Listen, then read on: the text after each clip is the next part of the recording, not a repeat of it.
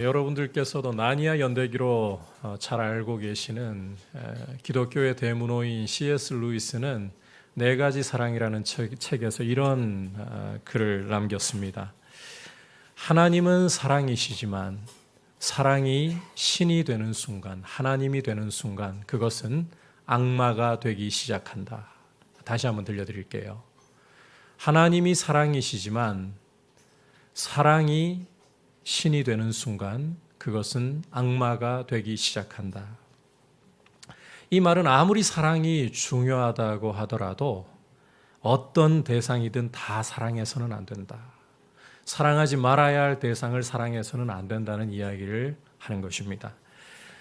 우리가 지난 시간에 빛 가운데 행하는 삶에 대해서 다시 말해 새 계명을 행하는 삶에 대해서 함께 살펴보았습니다. 그것은 바로 형제 사랑으로 열매를 맺어야 한다라고 했었죠.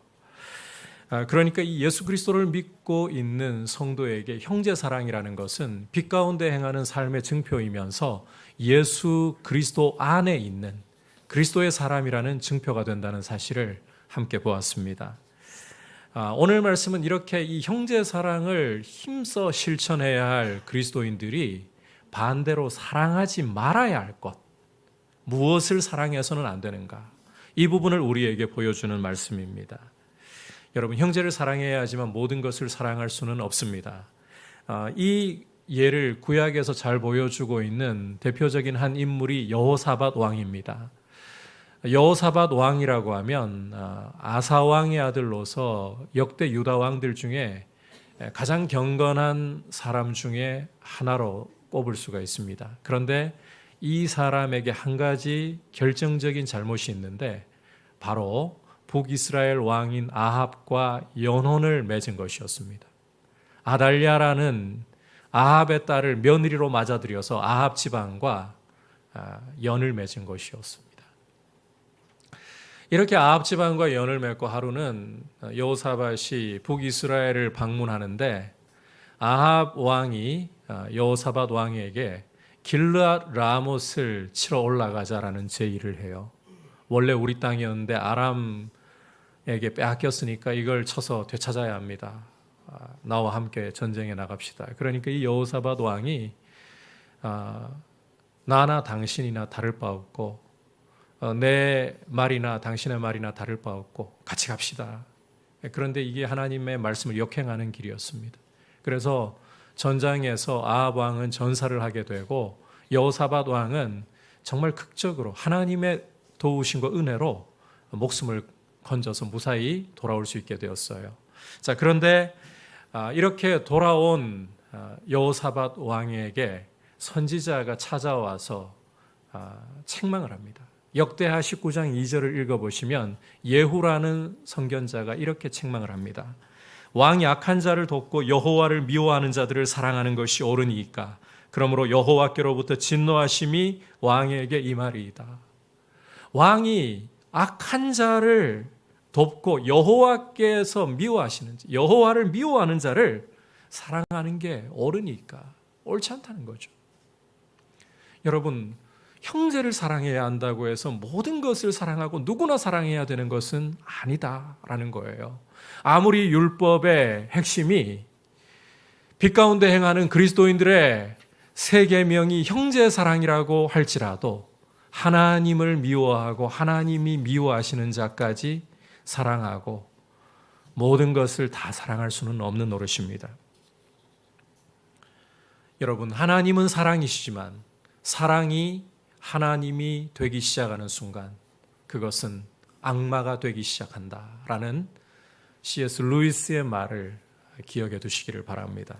자, 그렇다면 이제 그리스도인으로서 빛 가운데 행하는 그리스도인으로서 우리가 결코 사랑해서는 안 될 대상이 무엇인가? 오늘 말씀을 통해서 이 부분을 염두에 두면서 그리스도인의 위치에 대해서 함께 먼저 살펴보면서 무엇을 사랑하지 말 것인가 구체적으로 보도록 하겠습니다.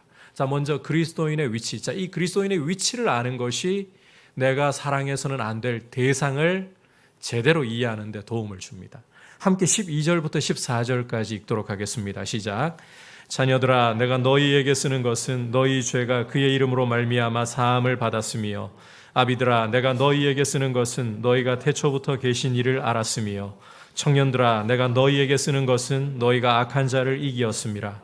아이들아 내가 너희에게 쓴 것은 너희가 아버지를 알았으며 아비들아 내가 너희에게 쓴 것은 너희가 태초부터 계신 이를 알았으며 청년들아 내가 너희에게 쓴 것은 너희가 강하고 하나님의 말씀이 너희 안에 거하시며 너희가 흉악한 자를 이기었음이라. 자, 이 세 절의 말씀은 같은 내용을 두 번 반복하는 구조를 가지고 있습니다. 우선 함께 읽은 말씀에서 자녀들, 청년들, 아비들 이렇게 세 가지 호칭을 읽을 수가 있는데 이렇게 언뜻 볼 때는 세 가지 호칭이기 때문에 교회 안에 있는 각 세대를 나이별로 각 세대를 염두에 두고 이렇게 부르는 것이 아닌가, 이 편지를 쓰는 것은 아닌가 생각을 할 수도 있을 것 같습니다. 하지만 그렇게 보기에는 다소 무리가 있는 것이 2장 1절을 보시면 요한이 이 편지를 받아보는 독자들에게 나의 자녀들아, 그러니까 교회 공동체 전체를 가리켜서 나의 자녀들아 라고 불렀다는 점이에요. 그렇다면 오늘 이 세 가지 호칭 중에 나의 자녀들아 라는 호칭은 어린 아이를 가리킨다기보다 교회 공동체 전체, 요한이 영적으로 돌보아야 할 자녀들로 바라보고 있는 교회 공동체 전체를 가리킨다. 자, 그렇다면 이 아비들이나 청년들에 대해서도 나이나 세대로 구분할 호칭이 아니라 영적인 성숙도로 보는 것이 적절하다. 이렇게 오늘 말씀을 이해해야 할 것 같습니다. 아비들의 경우는 성숙한 그리스도인들, 영적으로 성숙한 그리스도인들. 그리고 이 청년들의 경우는 영적으로 아직 성장하는 중에 있지만 아비들이라고 부르는 그리스도인들의 비해 볼 때는 영적인 성숙도가 그만큼 이르지는 못한 이들, 이렇게 이해를 하는 것이 좋다는 거예요. 자, 그렇다면 이제 함께 읽은 이 12절부터 우선 좀 살펴보자면 이 말씀은 교회 공동체 전체를 향해 주시는 보편적인 말씀이라고 보면 되는 겁니다. 교회라는 공동체가 예수를 믿는 그리스도인들이 보편적으로 서 있는 위치, 보편적으로 서 있는 기초, 그걸 보여준다. 자, 이 자녀들이라고 불리는 모든 그리스도인들의 경우는 그들이 서 있는 기초가 바로 죄 사함을 받았다라는 것입니다. 영적인 성장과 성숙을 떠나서 예수 그리스도를 믿는 모든 성도는 예수님의 이름으로 죄 사함을 받은 것이에요. 죄 사함을 받았어요. 자, 참고로 이 죄 사함을 받았다라고 할 때의 원문의 시제를 보면 의미가 어떤 건가 하면 과거에 이미 예수를 믿을 때 죄 사함 받았고 그리고 지금까지도 계속해서 죄 사함 받은 그 은혜를 누리고 있다, 이런 뜻입니다. 자, 이어 이제 14절 머리 부분을 가보시면 아이들, 이 자녀들을 가리키고 있는 거죠. 이 자녀들이 아버지를 알았다고 또 말씀을 하고 있잖아요. 이 죄 사함 받은 모든 그리스도인들은 과거 예수님을 믿을 때부터 하나님을 아버지로 알게 되었고 지금까지도 계속해서 아버지로 알고 있는 그 은혜를 누리고 있다. 자, 정리를 좀 해보자면 자녀들이라고 불리는 모든 예수를 믿는 그리스도인들, 영적인 성장이나 성숙도에 상관없이 모든 그리스도인들은 예수 그리스도의 이름으로 죄 사함을 받았고 지금도 그 은혜를 누리고 있으며 하나님을 아버지로 모시고 그 은혜를 지금도 누리고 있다. 이 기초 위에 교회가, 모든 그리스도인이 서 있다는 것이에요. 여러분은 예수를 믿는 순간에 죄 사함 받았습니다. 하나님을 아버지로 모시고 있는 것입니다. 이 기초 위에 온 교회가 서 있다는 거예요.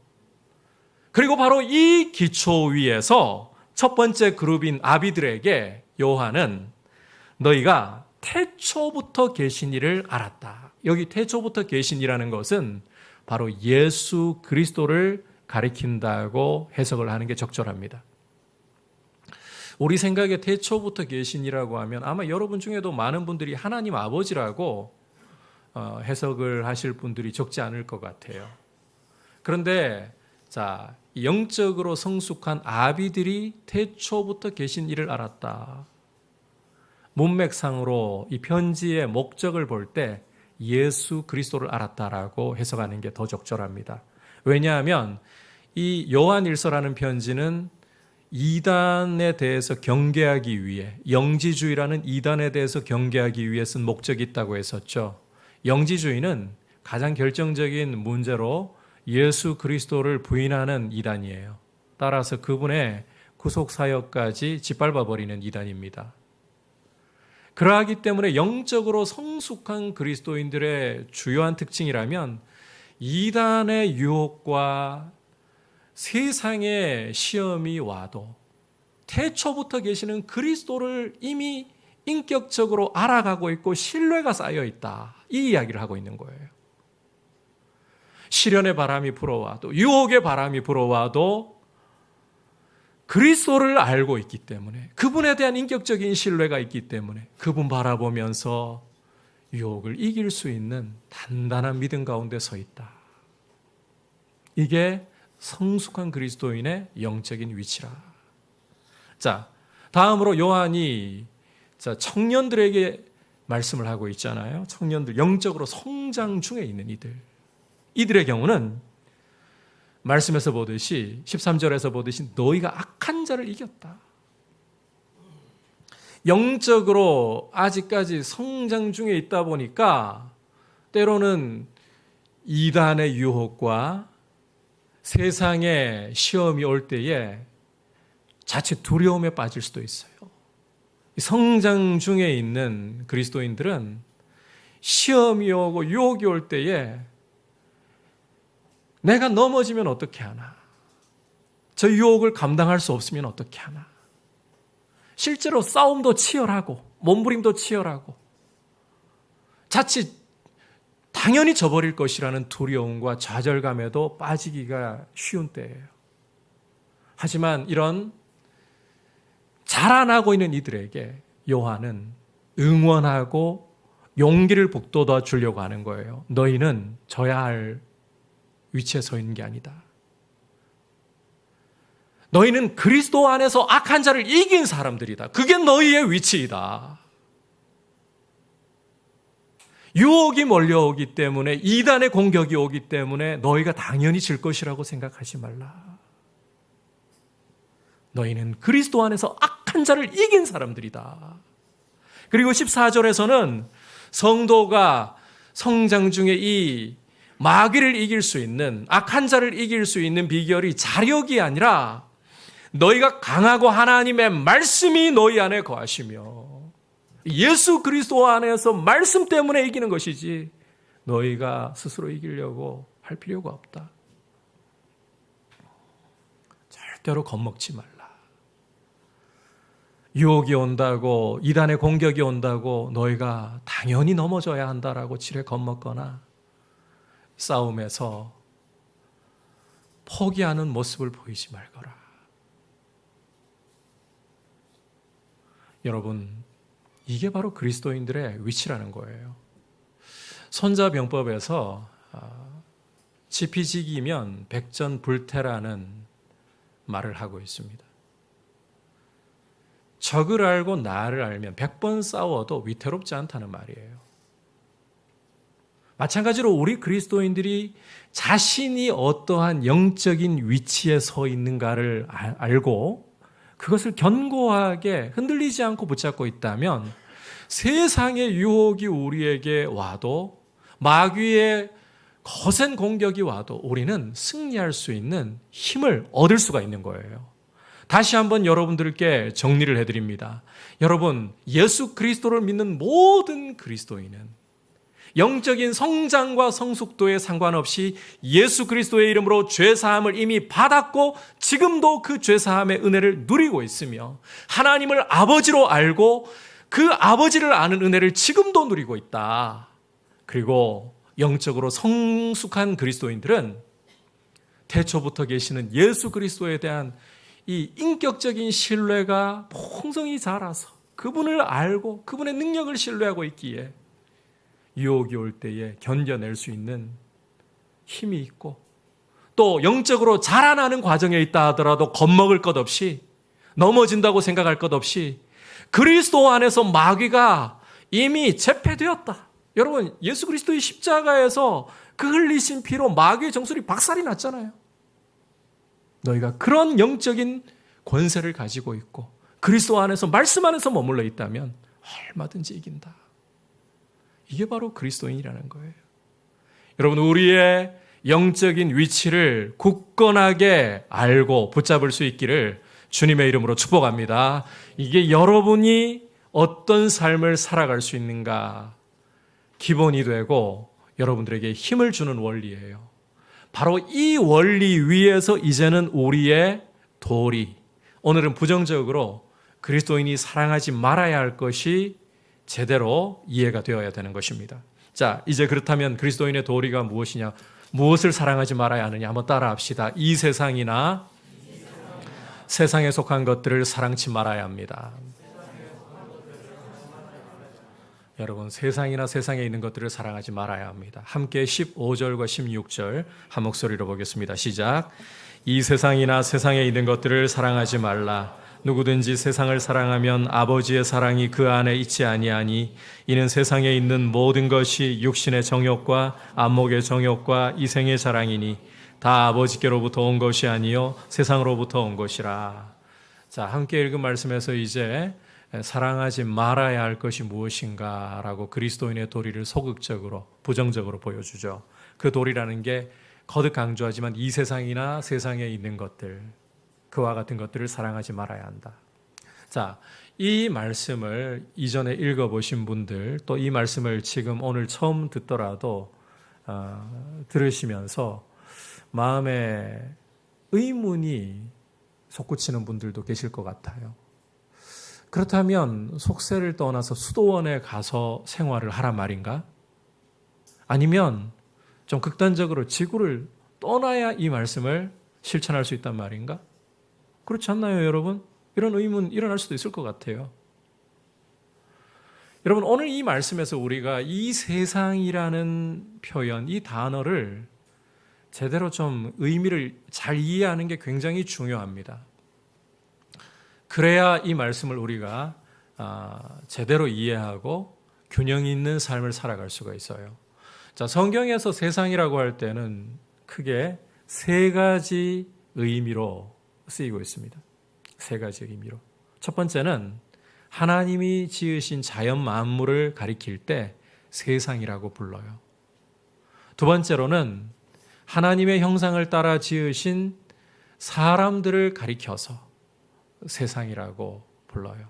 마지막으로는 마귀와 그 통치 체계를 가리켜서 세상이라고 불러요. 자, 간단한 예를 한번 보여드릴까요? 히브리서 여러분께서 1장 1절과 2절을 읽어보시면 예수 그리스도의 탁월하심에 대해서 편지 머리부터 기록을 하면서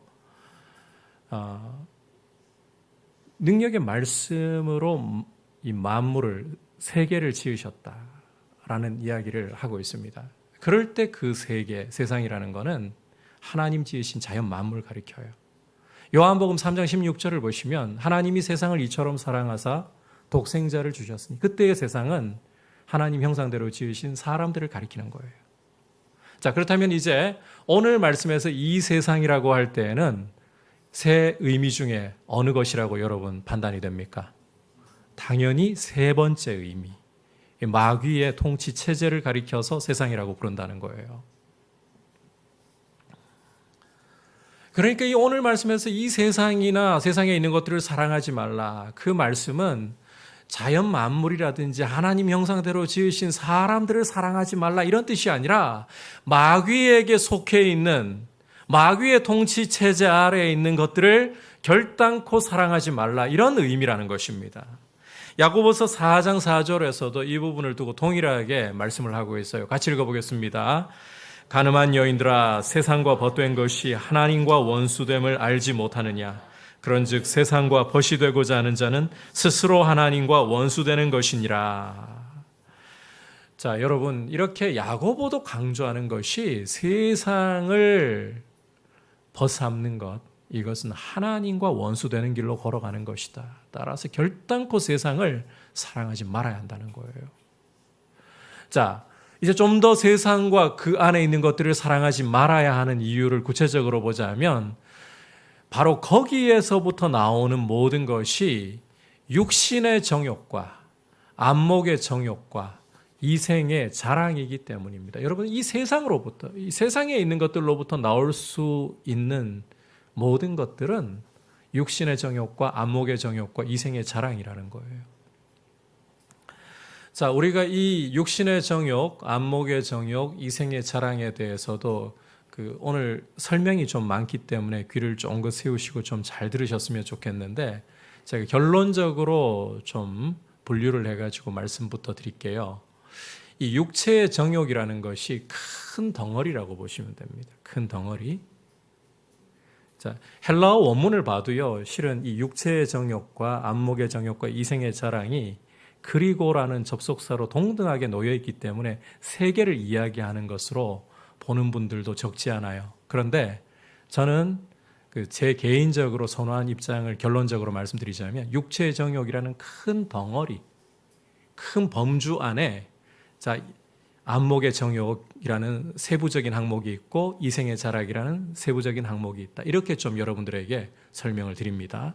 자, 먼저 이 큰 덩어리인 큰 범주에 속하는 육체의 정욕.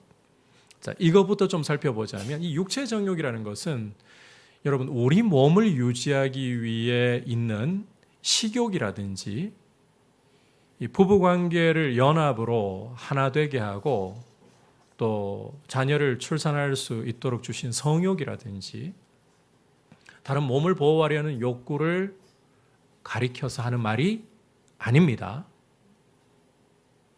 절대 그렇지 않아요. 우리 이 육체를 하나님이 지으셨고 이 육체를 보존하도록 하나님께서는 우리에게 음식을 먹고 싶은 식욕을 주셨어요. 부부관계의 이 하나됨을 위해, 즐거움을 위해, 또 자녀를 출산하고 대를 잇도록 하시기 위해 성욕을 주셨어요. 그리고 우리 몸을 보존하기 위해 위험하면 도망가야 한다. 본능적으로 도망가야 된다. 피해야 된다. 이런 욕구들이 일어나는 것, 이것들은 잘못된 게 아니에요. 건강하고 필요한 거예요. 오늘 이 육체의 정욕이라는 것은 그런 신체를 유지하기 위한 욕구를 말하는 게 아니라는 것입니다. 오히려 이 육체의 정욕이라는 것은 여러분 죄악되고 타락한 본성을 가리키는 거예요. 하나님을 대적하고 말씀의 길로 걸어가기를 거부하는 우리 이 타락한 본성을 가리켜서 육체의 정욕이라는 큰 범주로 지금 이야기를 하고 있다. 자, 이제 그 큰 육체의 이 정욕이라는 범주 안에, 이 죄악된 본성이라는 범주 안에서 그 다음으로 이제 세부적으로 이야기하는 첫 번째가 바로 안목의 정욕이에요. 여러분, 이 안목의 정욕이라는 것은 우선 쉽게 이야기하자면 눈을 통해 들어와서 내 속에 욕심이 끌어오르게 만드는 죄 짓고자 하는 그런 의지, 이해하시겠죠? 눈을 통해서 눈을 매개체로 해서 내 안에 끌어오르는 이 욕정, 욕심, 죄 짓고자 하는 의지. 그런데 여러분, 못 보는 사람들도 마음에 동일하게 정욕이 끌어오를 수 있죠? 그러니까 단순히 눈만 이야기하는 건 아닙니다. 눈과 같이 신체를, 우리 몸의 지체를 매개체로 해서 우리 안에 끌어오를 수 있는 이런 욕정을 이 안목의 정욕이라고 이야기하는 거예요. 죄 짓고자 하는 의지를 안목의 정욕이라고 하는 거예요. 그리고 또 다른 한 가지 범주인 이 이생의 자랑. 이 이생의 자랑이라는 건 이 문자 그대로 이야기하면 자기 삶의 스타일을 자랑하는 것입니다. 허황되게 자랑하는 것. 좀 더 구체적으로 이야기를 풀어드리자면 내가 잘났다고, 내가 이룬 업적이 뛰어나다고 남들 앞에 내세우면서 남들에게 자랑하고 다른 사람들을 나보다 못하다고 깔보고 무시하는 모습, 혹은 나보다 잘났다고 생각하는 사람이 있으면 기어이 끌어내려서라도 내가 올라가려고 하는 이런 모습, 이렇게 자기의 삶의 스타일을 허황되게 자랑하려고 하는 게 바로 이생의 자랑의 모습이라는 거예요. 자, 여러분, 이제 이 육체의 정욕과 안목의 정욕과 이생의 자랑, 이게 어떤 의미인지 좀 이해가 되셨죠? 그다지 어렵게 설명한 건 아니라고 생각을 하고 있으니까 이해하셨으리라고 생각합니다. 그래도 높아심에 자꾸 여쭤보는 거예요. 자, 어떤 분들은 이 육체의 정욕과 안목의 정욕과 이생의 자랑을 이제 각각으로 두어가지고 이렇게 해석을 하기도 해요. 전통적인 해석인데, 하와가 선악과를 보았을 때 그 마음에 느꼈던 그 욕정, 그 욕심. 그래서 창세기를 여러분께서 3장을 읽어보시면 뱀의 유혹을 받고 난 후에 하와가 걸려 들어가지고 선악과를 딱 바라보는데요. 보암직도 하고, 먹음직도 하고, 보암직도 하고, 지혜롭게 할 만큼 탐스럽기도 했다. 이렇게 말씀하거든요. 이 먹음직도 했다라는 게 육체의 정욕, 보암직도 했다는 게 안목의 정욕, 지혜롭게 할 만큼 탐스럽기도 했다는 게 이생의 자랑. 이렇게 이제 해석을 하시는 분들이 또 적지 않아요. 이게 전통적인 해석이에요. 좋은 해석이라고 생각해요. 그런데 저는 오늘 이 말씀을 볼 때 더 선호하는 해석은, 제 개인적으로 더 선호하는 해석은 육체의 정욕이라는 이 죄악된 이 타락한 본성에서 이 신체의 지체들을 통해 들어와서 끌어오르는 욕심, 그게 안목의 정욕. 그리고 나의 자랑, 나의 업적을 남들을 누르면서까지, 남들을 끌어내리면서까지 드러내고 싶어하는, 그게 이생의 자랑이다. 이렇게 좀 분류를 하고 싶다는 거예요. 여러분들께서 이 부분은 선택하셔도 돼요. 절대적으로 제가 이것만이다 라고 고집하진 않을 테니까. 중요한 건 이거예요. 여러분, 그리스도인은 이와 같은 이 육체의 정욕을 내뿜는, 그 모든 것이 육체의 정욕에 불과한 이 세상, 그리고 그 속에 속해 있는 것들을 결코 사랑하지 말아야 한다. 마귀의, 하나님의 원수인 마귀의 통치체제 아래에 있는 것들을 결단코 사랑하지 말아야 한다는 것입니다. 우리의 죄악된 본성이 우리 안에서 우리 이 지체들을 통해서 일으키는 몸의 욕심들, 한마디로 죄짓지 말라는 거예요. 욕심들을 따르지 말라. 이건 미워해야 할 것이다. 단순히 안 지어야 하지 살살 이야기할 문제가 아니라, 여러분, 사랑하지 말아야 할, 미워해야 할 일이다. 왜? 우리 그리스도인들이 어떠한 영적인 위치에 서 있기 때문에 예수 그리스도를 믿음으로 우리는 죄 사함 받은, 죄에서 벗어난 사람들이고, 그게 과거의 한때의 일이 아니라 지금도 여전히 누리고 있는 일이고, 거룩하고 순결하신 하나님이 내 아버지가 되셔서 지금도 나의 아버지이시고, 또 이제 영적으로 성숙한 그리스도인들은 예수 그리스도와의 인격적인 삶 속에서 그와 같은 것들을 피하고 있는 사람들이고, 잘하고 있어도 그 마귀에게 속한 것들을 이길 힘이 예수 안에서, 십자가의 보혈 안에서, 말씀 안에서 마귀에 속한 일들을 이길 힘이 있기 때문에. 그러므로 여러분, 우리가 죄는 지어도 되겠지, 지어도 별 수 없지, 이런 생각을 가져서는 안 돼요. 여러분, 이런 역설을 좀 마음에 잘 담아두십시오. 죄 안 지을 수 없습니다. 이 땅 살아가면서 몸부림쳐도 죄악에 우리 발이 빠집니다. 그러나 그것이 우리의 연약함이라 할지라도 우리는 결단코 죄를 지을 수도 있지 뭐. 죄를 용납하려고 해서는 안 됩니다. 아니, 세상이나 세상에 있는 것들을 사랑하지 말라. 우리의 죄악된 본성이 마귀의 유혹을 받고 세상의 유혹을 받아서 더러운 욕구를 일으키면서 우리 몸을 사용해 죄를 짓게 하려고 해도 거부하려고 해야 된다는 거예요. 미워하려고 해야 된다는 거예요.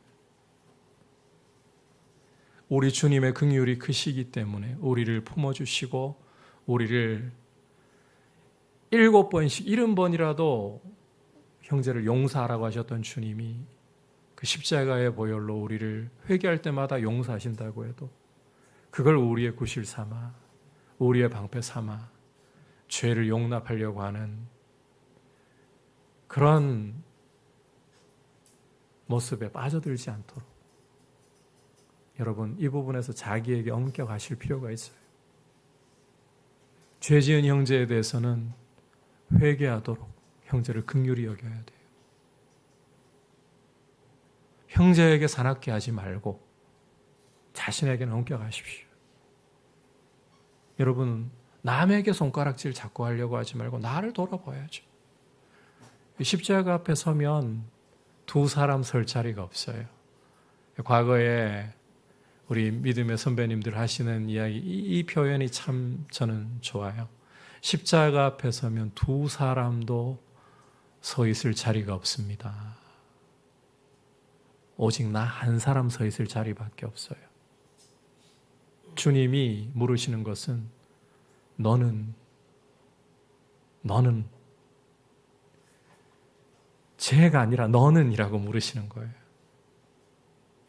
우리가 형제를 엄격하게 대하고 형제에게 가혹한 잣대를 대려고 하기보다 주님 앞에 내가라고 하면서 오히려 주님 앞에서 내가 해야 할 회개를 하고 내가 해야 할 도리를 하려고 하는 이런 모습으로 여러분 죄를 단호히 좀 미워할 수 있기를 주님의 이름으로 축복합니다. 이제 마지막으로 이 세상과 세상에 속한 것들을 그 정욕을 우리가 결코 사랑하지 말아야 할 이유로 그 특징을 한 가지 좀 더 살펴볼 필요가 있습니다.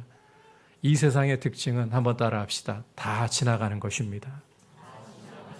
17절 함께 읽겠습니다. 시작. 이 세상도 그 정욕도 지나가되 오직 하나님의 뜻을 행하는 자는 영원히 거하느니라. 함께 읽은 말씀에서는 이 세상과 하나님의 뜻을 행하는 사람을 대비시키면서 이 세상이 결코 사랑할 대상이 아니라는 것을 부각시켜주고 있어요. 여러분, 이 세상이나 이 세상에 속해 있는 것들을 사랑하지 말아야 할, 우리가 결코 이 죄악된 본성에서 끌어오르는 욕심을 사랑하지 말고 미워해야 할 이유가 무엇인가? 요한은 굉장히 심플한 언어로 지나가기 때문이다. 여러분께 한번 여쭤볼게요. 오늘 이제 우리가 그 군에 가는 두 친구를 축복했잖아요. 유민이하고 동희하고 축복했잖아요. 이렇게 이제 한창 나이인 20대 초반에 있는 사람과 조금 극단적인 예를 한번 들어볼게요. 100세가 넘은 노인분과 뭐 다른 걸 다 떠나가지고 이 욕구 이야기를 한번 해볼게요. 누가 욕구가 클까요?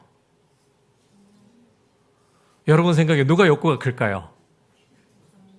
물론 노욕 있을 수 있죠. 그런데 이 욕구의 크기만 이야기해 보자면 청년을 따라갈 수가 없습니다. 신체 활동이 왕성한 만큼 우리 죄악된 본성은 그 왕성함을 통해서요 욕구를 크게 일으킬 수밖에 없어요. 나이가 들어갈수록 욕구가 사라지진 않아요. 절대 사라지지 않아요. 그런데 자꾸 꺼져갈 수밖에 없어요. 왜? 몸이 쇠해지니까. 몸이 마음대로 안 되니까. 그래서 이 몸이 죽으면 여러분 정욕도 죽는 겁니다. 결국은 욕구도 다 죽어요. 영원한 게 없어요. 우리가 아무리 정말 가지고 싶었던 물건이든 함께하고 싶었던 사람이든 무엇이든 지나가는 거예요. 영원할 수가 없어요. 이 땅에서 영원한 것은 오직 하나밖에 없습니다. 하나님의 뜻이에요. 그분의 뜻을 행하는 것이에요. 에콰도르의 식인 부족을 위해서 자신의 목숨을 던졌던 짐 엘리엇 선교사님, 아마 많은 분들이 알고 계시리라고 생각합니다. 그분이 순교한 후에 사모님이 그분의 일기를 공개했거든요. 그 내용 중에 이렇게 기록된 글이 있었습니다. 영원한 것을 위해 영원하지 않은 것을 버리는 사람을 어리석다고 하지 마십시오. 나는 오래 살기를 원하지 않습니다. 오직 주님만을 위해 풍성한 삶을 살기를 원할 뿐입니다. 여러분, 모든 것이 다, 이 땅에 있는 모든 것들이 다 지나가는 것입니다. 우리 안에 끓어오르는 욕심도 그게 우리가 경험하기 시작할 때는 그게 거의 끝장인 것 같아요. 그런데 그것도 지나가는 것뿐이에요. 오직 영원한 것은 한 가지, 하나님의 뜻을 행하는 것밖에 없습니다. 여러분, 영원한 것을 잡을 수 있기를 축복합니다. 영원한 것에 여러분의 가치를 두기를 축복합니다. 오늘 이 말씀을 들으면서 이렇게 말씀을 드렸음에도 불구하고 또 극단적으로 해석을 할 수 있는 분들이 분명히 있다고 저는 생각이 들어요. 그렇다면 오늘 말씀에 돈 잘 벌고 많이 가지는 것이 잘못된 것이라고 말씀을 하는 것인가? 자, 여러분 한번 이야기해 보세요. 제 이야기가 맞나요? 틀렸나요? 그런 이야기 하는 게 아닙니다. 오늘 본문은 그런 이야기를 하자는 게 아니에요. 여러분, 하나님께서 여러분들에게 맡겨주신다면 많이 돈을 잘 벌 수 있습니다. 그게 죄가 아닙니다.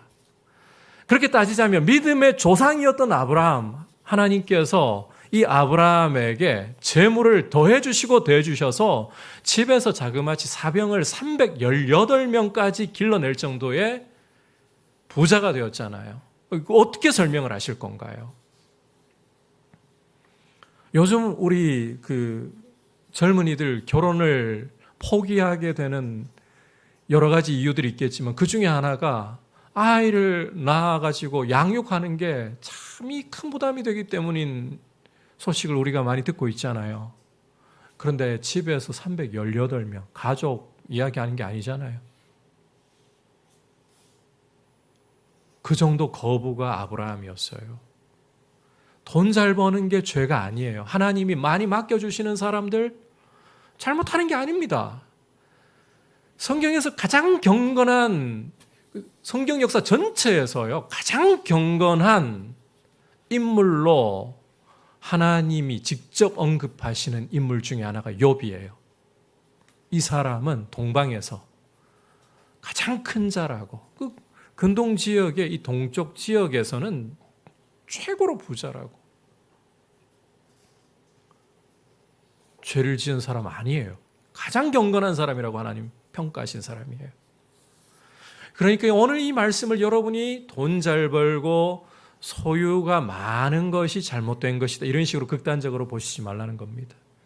남들보다 좋은 대학을 나오고 이 스펙이 좋은 것이 잘못된 것이라 이런 이야기를 결코 하는 게 아닙니다. 하나님이 여러분들에게 똑똑한 머리, 남들보다 공부 잘하는 그런 어떤 은사를 주셨다면 이것도 은사적인 부분이 있어요.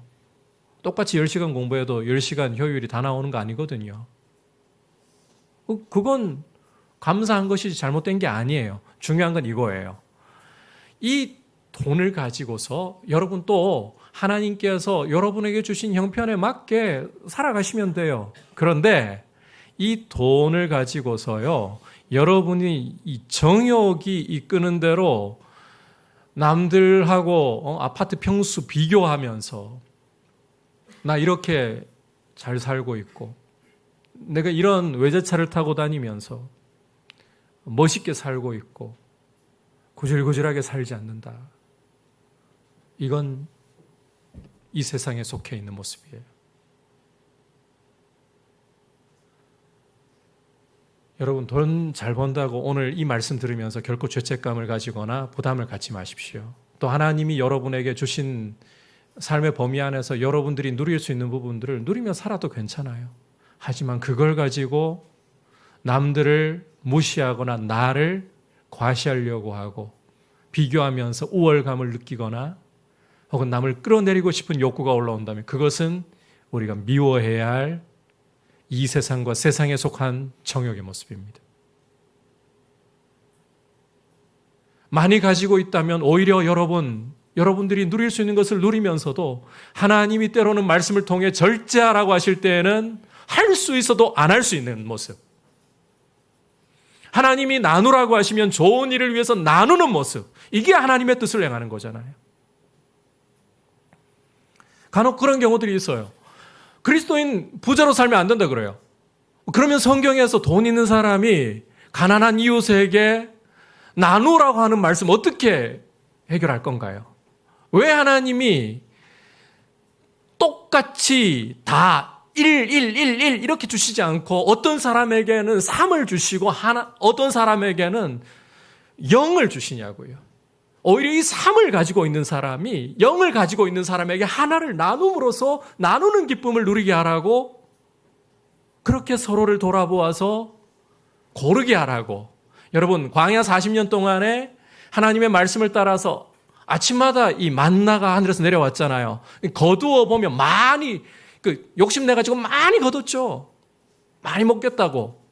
어떤 사람은 열심히 거뒀는데 많이 못 거둬요. 그런데 저울에 딱 달아보니까 많이 거둔 사람도 남지 않고 못 거두는 사람도 모자라지 않아요.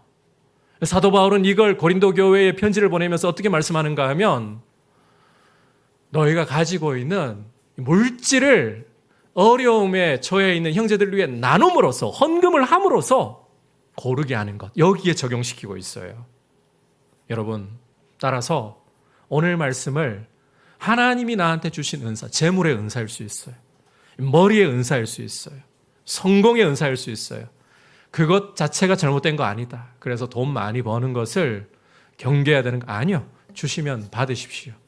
그리고 또 하나님이 누리게 하시는 부분을 누리십시오. 그러나 하나님이 절제하라고 하실 때에는 용기 있게 절제할 수 있는, 더 할 수 있어도 내가 검소하게 살아가겠습니다 할 수 있는 용기. 나누라고 하시면 주님 이거 가지고 제가 여분으로 더 하려고 투자를 좀 나누라. 그러시면 나눌 수 있는 용기. 이게 하나님의 뜻을 행하는 모습이에요. 여러분, 이렇게 우리가 이 세상이나 세상에 속한 것, 이 정욕을 따라 살지 말고 하나님의 뜻을 살아가기를 힘쓰는, 그래서 오직 하나님의 말씀과 함께 영원한 가치를 기뻐하고 또 영원히 거하는 복을 누리시기를 주님의 이름으로 축복합니다. 오늘 말씀을 통해 빛 가운데 행하는 그리스도인이 서 있는 위치, 영적인 위치, 그리고 무엇을 정말 사랑하지 말아야 하는가, 미워해야 하는가 보았습니다. 모든 그리스도인은 예수의 이름으로 죄사함 받았고 하나님을 아버지로 모시고 있습니다. 뿐만 아니라 성숙한 그리스도인은 예수 그리스도에 대한 신뢰로 굳게 서 있고 성장하는 중에 있어도 예수의 능력으로 말씀 안에서 마귀를 이기는 권세를 얻었습니다. 그러므로 이 기초 위에서 우리는 세상과 세상에 속해 있는 것들, 그것들이 내뿜는 우리 죄악된 본성의 욕심을 따라 살아가지 말고 영원한 하나님의 뜻을 구할 수 있기를 축복합니다. 이제 말씀을 생각하면서 함께 찬송가